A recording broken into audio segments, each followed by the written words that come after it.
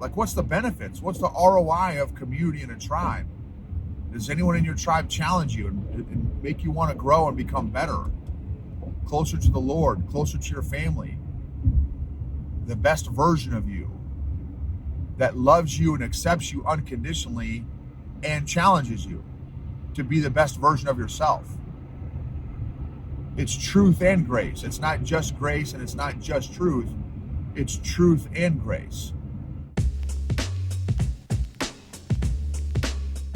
Welcome to the EQ Gangster Podcast, where you will learn practical tools to grow your mental and emotional health and intelligence to be the best version of yourself, both at work and at home. It is real, raw, and transformational. The journey of emotional growth isn't easy, but it's worth it. I believe in you. This episode is sponsored by Arrowhead Leadership Consulting. What are your organization's biggest pain points right now? Low EQ leaders, weak managers, toxic culture, high turnover, low engagement, leader development, lagging behind company growth, no company career path. Let us know if your organization needs leadership coaching, workshops, training, or keynotes. Visit arrowhead-leadership.com for more details. Arrowhead-leadership.com. EQ Gangsters. So this episode is going to be on community and tribe and all that stuff. And I am thankful for the rain. I'm thankful for hoodies. I'm thankful for baseball caps. I'm thankful for, oh my goodness, I'm thankful for my 20-year-old vehicle, or 15-year-old, 20-year-old vehicle. I'm thankful for family. I'm thankful for relationships. I'm thankful for clouds and the sky and sun and the ability to do PT, the ability to walk, jog, lift, work out. I'm thankful for gyms. I'm thankful for Buc-ee's. I'm thankful for friends. Did I say that already? I'm thankful for my health. I'm thankful for Bible studies. I'm thankful for God's word. I'm thankful for space and the planets and stars and galaxies and the speed of light and quarks and atoms and electrons and protons and neutrons. I'm thankful for physics and math and poetry and art and men and women and children and little babies' laughs and little babies and church. And so God has me on this journey of community. And I got to tell you this story because it's crazy and it's totally God. And it's going to lead to this story of community.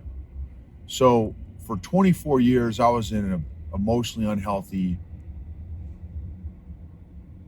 semi-toxic environment. I would argue toxic environment, where they use shame and fear and guilt and control and manipulation and condemnation and as their leadership style. That was their leadership styles of choice. And and I thought I had built hundreds of awesome relationships as a people guy. Now, unbeknownst to me, obviously I was emotionally needy during that whole phase also. When we started to get healthier emotionally, Kathy and I, we started to question how things were done, and that was not popular or encouraged. You don't question the system, which was another red flag. If you're not allowed to ask questions about how things are done or run. And so when we ended up getting kicked out of this particular organization because we were asking too many questions and getting healthier emotionally and realizing that stuff is not being done in a very emotionally healthy way. They didn't like that. They kicked us out. During that whole exit process, one person kept in touch with us throughout that whole process. And out of the hundreds of relationships that I had built. And I just thought, wow, that's super fascinating. So for me, the bottom line is, and we had to be in relationship 7 days a week, almost 24 hours a day. I mean, it was overwhelming how much people interaction you had to have in order to be successful. And which, as an emotionally needy, sanguine influencer, I loved it. It was great because I felt needed and valued and all that stuff because I was emotionally needy and a codependent, I would argue. And so when we got kicked out, and looking back very gratefully that we got kicked out because of now what we know, I wanted nothing to do with people for 4 or 5 years. I didn't want any community. I'm happy with just hanging out, me and my wife, and that's it, and my kid, and that's it. I didn't want to be in any groups, meet anybody, talk to anybody, because I felt like I had gotten burned, again, especially as I had gotten healthier emotionally. And then I also realized, obviously, my contribution and my emotional neediness and emotional codependency and stuff that fed the environment that I was in. And so now I'm at a spot where I'm trying to figure out, what do emotionally healthy relationships look like? What does emotionally healthy community look like? What does an emotionally healthy tribe look like? And so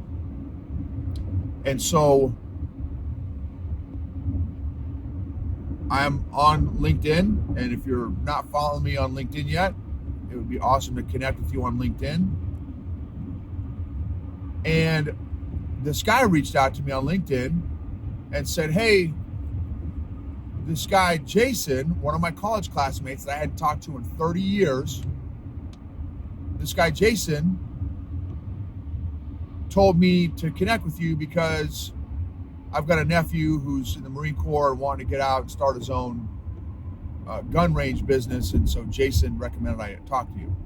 Now, major minor detail, I haven't talked to Jason in 30 years.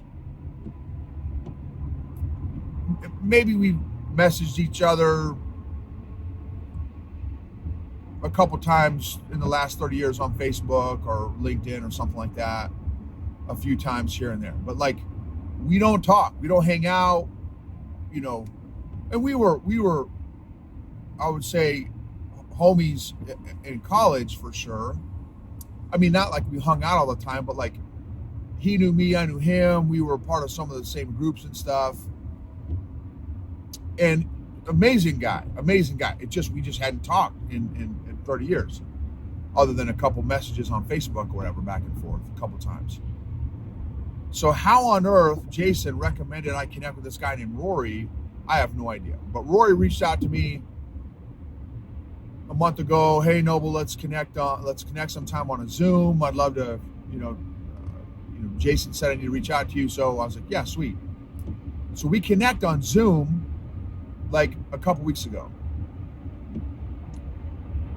And it was, I'm telling you, a double dose of the Holy Ghost. Like, it was powerful. This guy, Rory, is an incredible, incredible guy.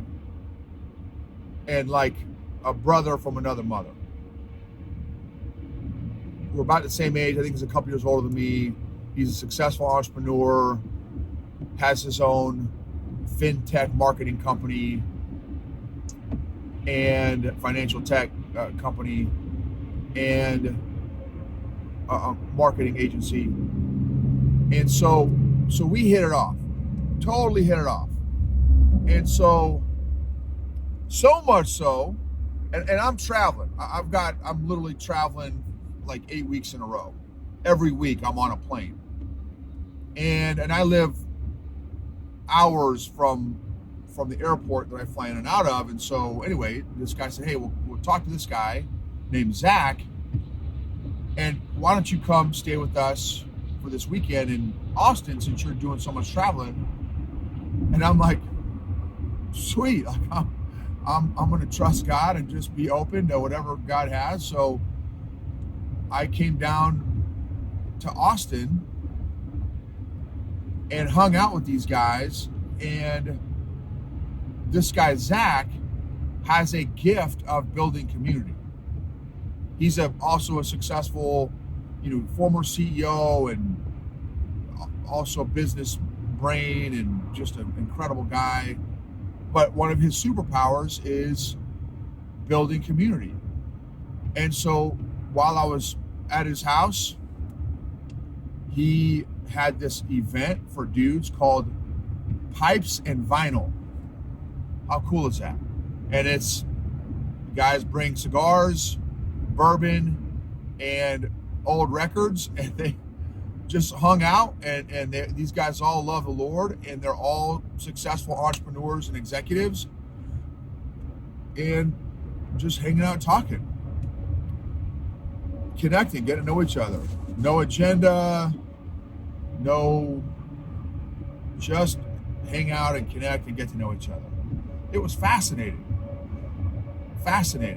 And as a guy who is trying to relearn or learn what emotionally healthy connection and community looks like, it's been a gift. And one of the guys there named Jeff, also like literally genius, has multiple companies, single guy, 39. He travels the world, like literally travels the world. And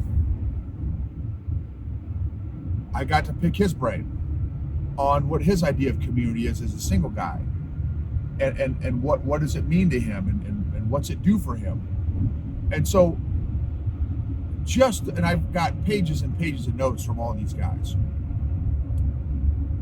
on what community does for them. And I don't have an answer, and I'm still developing it. Sorry for my YouTube people. I'm driving and my camera is kind of bouncing around a little bit. So, but I'd ask you guys, what does community do for you? How intentional are you at building community? Is there anybody, like, would you rather have a different community? Why are you in your community or tribe? What brings your tribe together? How similar is everyone? How different is everyone? What kind of people, if you could build your ideal tribe and community, how would you build it? What would it look like? Maybe how would it be different than the one you have? If you have one, maybe you don't have one. But I would tell you, man, it's good for the soul. I don't know what, I'm still figuring out, like, what was it? What about it was good for the soul? But like, it was good for my soul to be around these guys.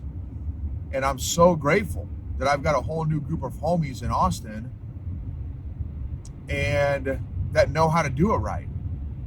And so I'm so excited to go through my notes and review and just continue to observe the people around me and see what kind of community others have. Like, what's the benefits? What's the ROI of community in a tribe? Does anyone in your tribe challenge you and make you want to grow and become better, closer to the Lord, closer to your family, the best version of you that loves you and accepts you unconditionally and challenges you to be the best version of yourself? It's truth and grace. It's not just grace and it's not just truth. It's truth and grace. So a tribe that loves and accepts you for whatever part of the body you are, and also whatever phase of life you're in. Whatever phase of life you're in. Is it grace, patience, curiosity, and forgiveness, or is it judgment, condemnation, critique, shame, and guilt? What is your community like? what do you want your community to be like? So anyway, just some thoughts to chew on, pray about, seek the Lord on. That's some of the stuff I'm chewing on and praying about, and just asking God for clarity and direction on. And yeah, anyway, so just very grateful for this group of men in Austin that I got a chance to meet and get sharpened by. Proverbs 27:17 is iron sharpens iron, so one man sharpens another. And I'm just very grateful. Hebrews 10:24 and 25, do not give up the habit of meeting together as some, do not give up meeting together as some are in the habit of doing, but encourage each other. So that's another one I got a review on tribe and community, is that Hebrews 10:24 and 25. And then I've got a men's group online every Thursday night that's also great. And I'm learning a bunch from them too. Anyway, so I'm learning about emotionally healthy relationships and what can and should a tribe look like, and what should it do as well. And how can I help or add value or contribute to the tribe, and how can I receive from the tribe? That's another thing that's tough for me to do as well. So anyway, just some thoughts about community and tribe. Emotionally healthy people help heal other people emotionally. Share this if you feel like it impacts somebody else. Just very grateful for letting me be a part of your journey, and you all being a part of my journey. Very grateful for you guys. Again, follow me on LinkedIn if you're not. And thank you from my YouTube homies, all my podcast homies. Just very grateful for this experience with you guys.